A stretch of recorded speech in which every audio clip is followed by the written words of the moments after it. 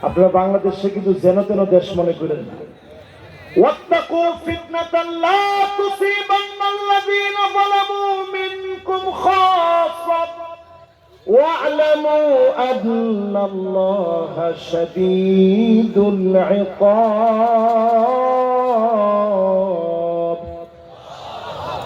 আল্লাহ বলেন, ভয় করো আমার আযাবকে। আযাব যখন আসবে সবাইকে পাকড়াও করব। এরপরে তাকা দেখেন করোনার মতো ভয়াবহ আযাব এসেছে। মক্কা মদিনায় নামাজ বন্ধ ছিল, সারা দুনিয়া তটস্থ হয়ে গেছে। আমার দেশের মানুষগুলাকে যিনি হেফাজত করেছেন তিনি কে? এই জন্য আগামী পৃথিবীর একটা রোল মডেল হচ্ছে বাংলাদেশ। রাসূল পূর্ব দিকের দেশকে ইঙ্গিত করেছেন।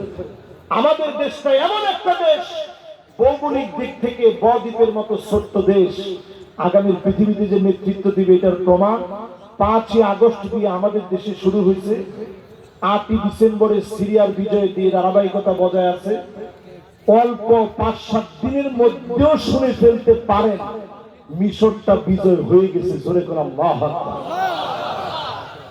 মিশরটা যদি খালি আবার দাঁড়ায় যেতে পারে মুসলিম ব্রাদারহুড, ইখওয়ানুল মুসলিমিন, এর কিছুদিন পরে শুনবেন তিউনিসিয়া বিজয় হয়ে গেছে। জোরে করে আল্লাহু আকবার।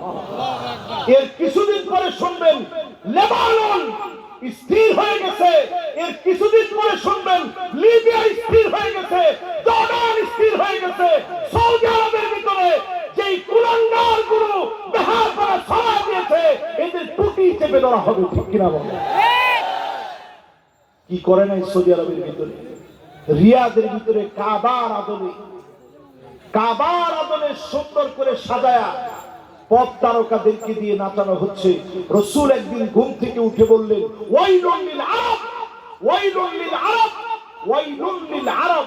আরবের জন্য ধ্বংস ধ্বংস ধ্বংস। কয়বার বললেন? উম্মে সালামা বলেন, ওগো নবীজি, আনুহলিকু ফিনা সালিহুন, আমরাও কি ধ্বংস হয়ে যাব? আমাদের ভিতরে এত নেককার, এত দিনদার, আমরাও কি শেষ হয়ে যাব? আল্লাহ নবী বললেন, হ্যাঁ, তোমরাও ধ্বংস হয়ে যাবা। ইদা কাসুরাল খাবার, খারাপি যদি বেড়ে যায়, অন্যায় যদি বেড়ে যায়, অবিচার যদি বেড়ে যায়, পাপাচার যদি বেড়ে যায়, বেহায়াপনা অশ্লীলতা যদি বেড়ে যায়, তোমরাও ধ্বংস হয়ে যাবা। সৌদির ধ্বংস আমরা দেখতে পাচ্ছি। সৌদি ধ্বংস হবে, এই শাসন ব্যবস্থা নষ্ট হয়ে যাবে। বেশি দিন লাগবে না, শেষ। নবী সাল্লাল্লাহু আলাইহি সাল্লাম হাদিসের ভিতরে বললেন, উদুদ সিত্তান বাইনা ইয়াদাই সাআ, 6টা বিষয় দেখে হাতে গুনে প্রস্তুতি নিয়ে নিতে হবে। 1 নাম্বার মাউতি, আমি নবী দুনিয়া থেকে চলে যাব। নবীজিকে আমরা পাই নাই, তার মানে প্রস্তুতির সময় হয়ে গেছে। 2 নম্বরে নবীজি বললেন, সুম্মা ফাতহু বাইতুল মুকাদ্দাস, আবার বাইতুল মুকাদ্দাসের বিজয় ঘটতে উঠবে। আজকে তাকা দেখেন 2 কোটি মুসলমান সারা দুনিয়ার ভিতরে মার খাচ্ছে। 20 কোটি মুসলমানের মাথার উপরে ছাদ নাই, শরণার্থী হয়ে গেছে 20 কোটি মুসলমান। সারা দুনিয়ার ভিতরে মুসলমানের রক্তের কোনো দাম নাই। আল্লাহর কাছে কাবার চাইতে মুসলমানের রক্তের দাম বেশি। বাইতুল মুকাদ্দাসের বিজয় হবে। 2 নাম্বার রাসূল বলছে, এটা দেখে প্রস্তুতি নিয়ে নিন। আর সময় নেই, প্রস্তুতি নেওয়ার সময় এখন। 3 নাম্বার নবীজি বললেন, সুম্মা মাউতানুন ইয়াখুলু ফীকুম কাকুআসিল গানাম, ছাগলের ঠান্ডা লাগলে ছাগল যেভাবে কাশতে থাকে, নাক দিয়ে সর্দি পড়ে, আপনাদের কুমিল্লার ভাষায় কয় হিঙ্গাই, কি কি গায়? ঠিক আছে, যেটা কইছেন। নাক দিয়ে যখন শ্লেষ্মা পড়তে থাকে, নবীজি বলছেন এইরকম একটা রোগ আসবে পৃথিবীতে। 1450 বছর আগে বলে গেছেন, পৃথিবীর ভিতরে অনেক ধরনের মহামারী আসছে, তাউন, আমওয়াস আসছে, বিভিন্ন প্লেগ রোগ আসছে, এমনকি কলেরা হয়ে মারা গেছে, নানা রকমের মহামারী হয়েছে। ঠান্ডা জনিত কোন মহামারী আসে নাই।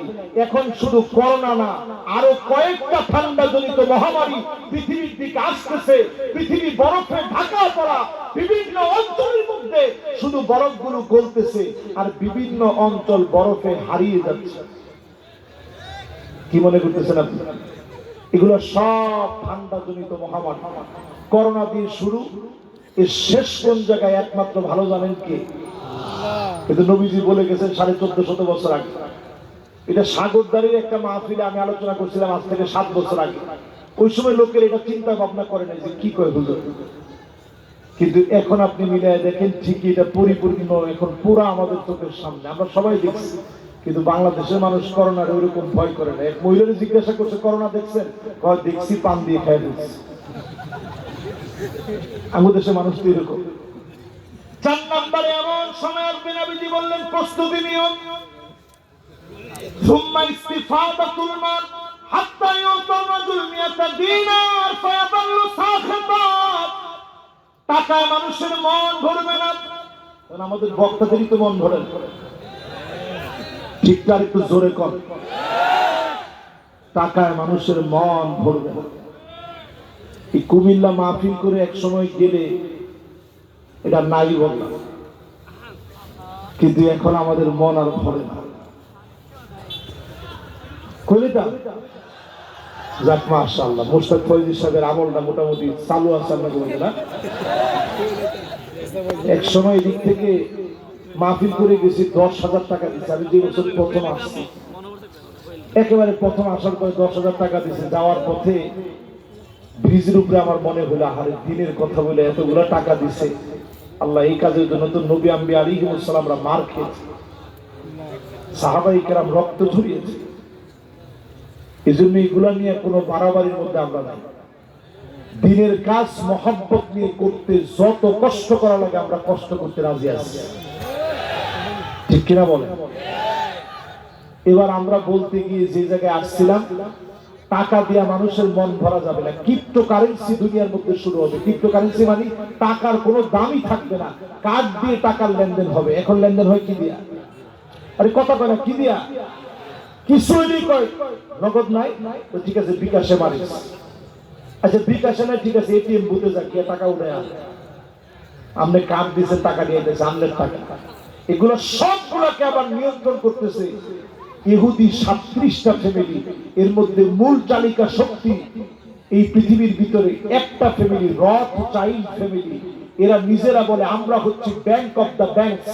সারা দুনিয়ার সব শ্রেণী সব আমাদের কাছে। এরা খালি স্বর্ণ কিনে, এরা খালি স্বর্ণ কিনে আর তেল জমায় রাখতেছে, আর আমাদেরকে শুধু কাগজ দিতেছে ডলার। আর এখন ডলার দেওয়া বন্ধ, সব ক্রিপ্টোকারেন্সি চলতেছে। এরপরে নবীজি সাল্লাল্লাহু আলাইহি সাল্লাম বলেন 5 নম্বরে শোনো, 5 নম্বরে লা ইয়াবকা বাইতুন মিনাল আরব ইল্লা দাখালাতহু। আরবের একটা ঘর থাকবে না সেই ঘরের ভিতরে ফিতনা ঢুকবে না। এখন তাকায় দেখেন আরবের ভিতরে এমন ফিতনা ঢুকছে, ঘরে ঘরে নিকাহে মিসিয়ার, টাকার বিনিময়ে বিবাহ শুরু হয়েছে। মহিলা এসে আপনাকে বলবে, আপনি ইউটিউবে এরকম ভিডিও আপনারা দেখতে না চাইলেও চোখে পড়বে, নিজে এসে বলবে আমি বিবাহ করতে চাই, আমার বয়স এত, আমি ডিভোর্সি, আমার টাকা পয়সা আছে, তোমার টাকা দিয়ে আমি রাখবো। ধরে কন্যা উজুর। এরপরে নবীজি সাল্লাল্লাহু আলাইহি সাল্লাম 6 নম্বরে বলছেন শেষ, সুম্মা হুদনাতুন তাকুনু বাইনাকুম ওয়া বাইনা বানিল আসফার ফায়াবদিরুন। এই দুনিয়ার ভিতরে খ্রিস্টানদের সঙ্গে মুসলমানের চুক্তি হবে।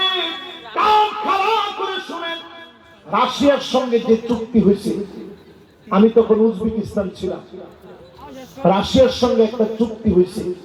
তুর্কমেনিস্তান, কিরগিজস্তান, রাশিয়া, উজবেকিস্তান সহ, তুরস্ক সহ, ইরান সহ সবার মধ্যে একটা চুক্তি হয়েছে রাশিয়ার সাথে। এই জন্য রাশিয়া দেখবেন মুসলমানের পক্ষে বলে। নবীজি বলছে বেশি দিন থাকবে না, এই চুক্তি ভঙ্গ হয়ে যাবে, এই চুক্তি ভেঙে যাবে। তাহতা সামানিনা গায়া, 80টা পতাকা নিয়ে জিহাদের জন্য বের হবে, যুদ্ধের জন্য না। জোরে করে আল্লাহু আকবার। তারা বের হবে যুদ্ধ করতে, মুসলমান বের হবে জিহাদের জন্য। জিহাদ আর যুদ্ধের মধ্যে পার্থক্য হচ্ছে, জিহাদ শুধু মুসলমানরা করে শহীদ হওয়ার নিয়তে আমি একলা মরবো না, 200 জনকে মেরে তারপরে আমি মরবো। জোরে কোন আল্লাহু আকবার। এর নাম জিহাদ। এই 80টা দলে বিভক্ত হবে, 12,000 করে সৈন্য হবে, এক একটা পতাকার নিচে যখন এই লড়াই লেগে যাবে, এই পৃথিবীর ভিতরে এটা কি বলা হচ্ছে, সবচেয়ে বড় মালহামা, সবচেয়ে বড় মহাযুদ্ধ।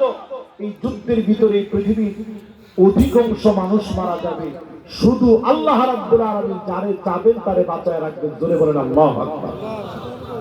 আজকের মাহফিল থেকে বলি, এই জন্যই এখন আর পিছায় থাকার কোনো সুযোগ, যা আছে তা নিয়ে যদি না নামেন, আগামী পৃথিবী থেকে বাংলাদেশ মুছে যাবে।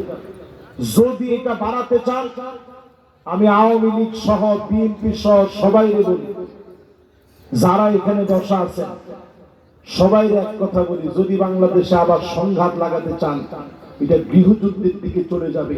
এমন যুদ্ধ লাগবে, টুকরা টুকরা হয়ে যাবে, এই দেশের ভবিষ্যৎ বলতে কিছু থাকবে না। ঠিক কিনা বলেন? এই জন্য দেশ গড়ার কাজে দায়িত্ব নেন, মনোযোগ দেন, হাতকে শক্তিশালী করেন। আগামী দেশ গড়বে কোরআনুল কারীমের বিধান অনুযায়ী। যত বেশি এগিয়ে আসবেন তত আপনাদের ক্ষমতা স্থায়ী হবে। ঠিক কিনা বলেন? কেন? নবীজি বাকি 4 শাসনের কথা বলে নবীজি বলছে আল্লাহ উঠায় নেবেন, 5ম নাম্বারটা বলে নবীজি বলছেন সুম্মা সাকাত, আল্লাহ নবী চুপ হয়ে গেছেন, এইটা আর আল্লাহ উঠায় দিবে না। আরো বসন্ত যদি শুরু হয়ে যায়, বাংলাদেশের বিজয় কেউ আটকায় রাখতে পারবে? আল্লাহ রাব্বুল আলামিন আজকের এই মোবারক মাহফিলে যতগুলো কথা বললাম, সূরা আলে ইমরানের 111 নং আয়াতে কারিমাকে ঘিরে কথাগুলোর উপরে আল্লাহ পাক আমাকে আমার সব ভাইদেরকে আমল করার তৌফিক দান করুন। পড়েন।